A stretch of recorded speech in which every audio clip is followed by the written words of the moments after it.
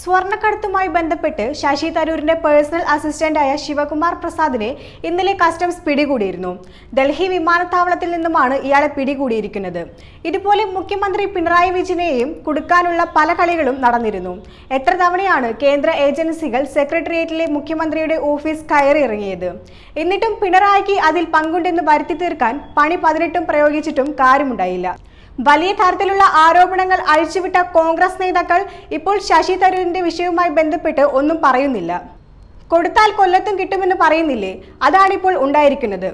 സതീശനെയും സുധാകരനെയും ഇപ്പോൾ മഷിയിട്ട് നോക്കിയാൽ പോലും കാണില്ല. 2 ദിവസം മുൻപ് വരെ ബാർകോഴ ആരോപണങ്ങളുമായി ബന്ധപ്പെട്ട് മാധ്യമങ്ങളിൽ നിറഞ്ഞു നിന്നവരാണ്. സ്വർണ്ണക്കടത്തുമായി ബന്ധപ്പെട്ട് ശിവപ്രസാദിനെ പിടികൂടിയതു മുതൽ ഇരുവരെയും എവിടെയും കാണാനില്ല.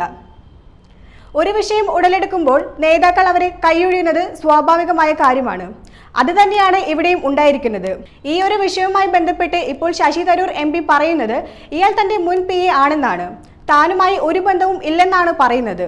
വിമാനത്താവളത്തിലെ സഹായത്തിന് മാത്രമാണ് പാർട്ട് ടൈം സ്റ്റാഫായി താൽക്കാലികത്തേക്ക് ശിവകുമാറിനെ നിയമിച്ചിരിക്കുന്നത്. 72-കാരനായ ശിവകുമാർ ഡയാലിസിസ് വിധേയനായതുകൊണ്ട് മാനുഷിക പരിഗണന വെച്ചാണ് പേഴ്സണൽ സ്റ്റാഫിൽ നിന്നും വിരമിച്ചിട്ടും പാർട്ട് ടൈം സ്റ്റാഫായി നിലനിർത്തിയതെന്നും ശശി തരൂർ പറയുന്നുണ്ട്. അപ്പോൾ പിന്നെ ശശി തരൂർ പറയുന്നതിലെ വൈരുദ്ധ്യം വ്യക്തമാണ്. ഇവരിൽ നിന്നും 500 ഗ്രാം സ്വർണം പിടികൂടിയതായാണ് വിവരം. ശിവകുമാർ പ്രസാദ് ഉൾപ്പെടെ 2 പേരെയാണ് ഡൽഹി വിമാനത്താവളത്തിൽ നിന്ന് പിടികൂടിയത്. പിണറായി വിജയനെ ഉൾപ്പെടുത്തി വിഷയം കൊട്ടിഘോഷിക്കാൻ നോക്കിയ പലരും ഇപ്പോൾ മിണ്ടാത്തതായി കാണാം.